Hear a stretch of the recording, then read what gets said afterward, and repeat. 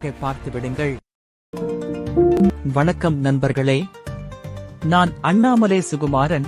இனிய தமிழ் அமிர்தம் சேனலுக்கு வரவேற்கிறேன்.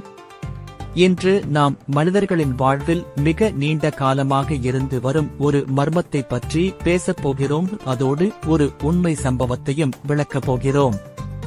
இதில் மகாத்மா காந்தியும் சம்பந்தப்பட்டிருக்கிறார். இது இதன் உண்மைத்தன்மையை உறுதி செய்கிறது. வாருங்க உள்ளே போகலாம். நம் வாழ்வியல் மிகப்பெரிய மர்மங்களில் ஒன்று மரணத்திற்கு பின் என்ன நடக்கிறது என்பதுதான். அதை அறிய பெரும்பாடு படுகிறோம். ஆனால் சிலருக்கு அந்த மர்மம் அவர்களது வாழ்க்கையிலேயே தொடங்குகிறது. இன்று நாம் அத்தகைய ஒரு அசாதாரண கதையை, சாந்தி தேவியின் மறுபிறவி அனுபவத்தை ஆராய்வோம்.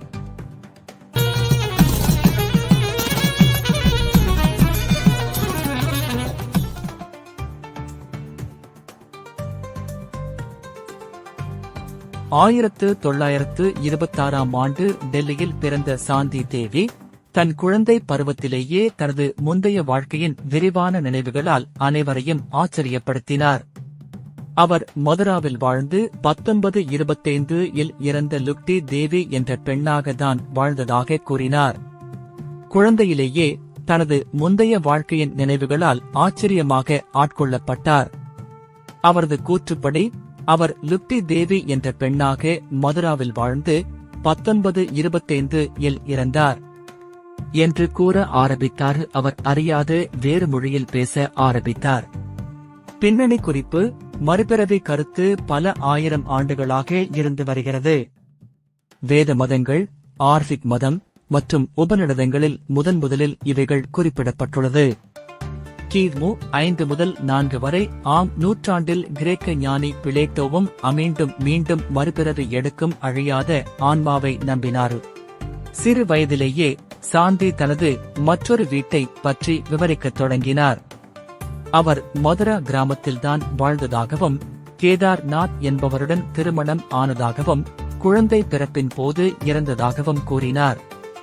அவரது குடும்பத்தினர் முதலில் நம்பவில்லை. ஆனால் அவர் கூறிய நிறைய விவரங்கள் மிகவும் துல்லியமாக இருந்தன. பின்னணி குறிப்பு: இந்து மதத்தில் ஒருவரின் மறுபிறவி முந்தைய வாழ்க்கையில் அவர்கள் எவ்வாறு வாழ்ந்தார்கள் என்பதன் விளைவாகும் என்று நம்பப்படுகிறது. மறுபிறவி சுழற்சியிலிருந்து விடுபடும் செயல்முறை கர்மா என்று அழைக்கப்படுகிறது. சாந்தியின் வினோத வழக்கு மகாத்மா காந்தியின் கவனத்தை ஈர்த்தது. ஆன்மீக மற்றும் தத்துவார்த்த விவாதங்களில் இதன் முக்கியத்துவத்தை உணர்ந்த காந்தி அதன் உண்மையை அறிய விசாரணைக்காக ஒரு குழுவை நியமித்தார். அரசியல்வாதிகள், அறிஞர்கள் மற்றும் பத்திரிகையாளர்களைக் கொண்ட இந்த குழு சாந்தியுடன் மதுராவுக்கு பயணம் செய்தது.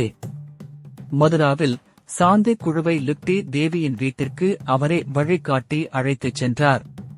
அவர் குடும்ப உறுப்பினர்களை அடையாளம் கண்டு தனது முந்தைய வாழ்க்கையின் குறிப்பிட்ட விவரங்களை நினைவு கூர்ந்தார்.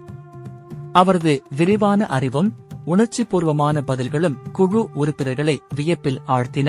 பின்னணி குறிப்பு: பௌத்த மதத்தில் மறுபிறவி பல வாழ்நாள்களாக தொடர்கிறது என்று நம்பப்படுகிறது, இறுதி அழிவு வரை. பௌத்தத்தில் மறுபிறவி தேவர்கள் முதல் நரக உயிரினங்கள் வரை 5 அல்லது 6 சாத்தியமான வடிவங்களை எடுக்கலாம் என்று கருதப்படுகிறது. சாந்தி தேவியின் வழக்கு உலகெங்கிலும் உள்ள இது சம்பந்தப்பட்ட ஆராய்ச்சியாளர்களின் கவனத்தை ஈர்த்தது. மறுபிறவி ஆய்வுகளில் பிரபலமான மனநல மருத்துவர் டாக்டர் யான் ஸ்டீவன்சன் சாந்தியை நேர்காணல் செய்து விரிவான பகுப்பாய்வுகளை வெளியிட்டார். அவரது ஆராய்ச்சி சாந்தி வழங்கிய விவரங்களின் விரிவான ஆவணப்படுத்தலையும் குறுக்கு விசாரணை செய்து சரிபார்ப்பையும் உள்ளடக்கியது. சாந்தி தேவியின் கதை மறுபிறவியின் மிகவும் சுவாரஸ்யமான மற்றும் நன்கு ஆவணப்படுத்தப்பட்ட நிகழ்வுகளில் ஒன்றாக நிற்கிறது. இது நனவு, மரணத்திற்கு பின்னரான வாழ்க்கையின் சாத்தியம் மற்றும் நினைவின் இயக்கவியல் பற்றிய தொடர்ச்சியான விவாதங்களை தூண்டியுள்ளது. ஐயப்பாடுகள் தொடர்ந்தாலும் சாந்தி தேவியின் கதை மனித மனதின் மர்மங்கள் மற்றும் ஆன்மீகத்தின் நிரந்தர ஈர்ப்பு பற்றிய ஆழமான ஆய்வாக உள்ளது.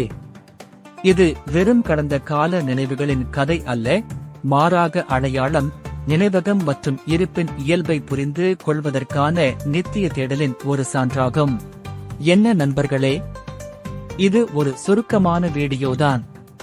ஒரே வீடியோவில் அனைத்தையும் சொல்லிவிட முடியாது.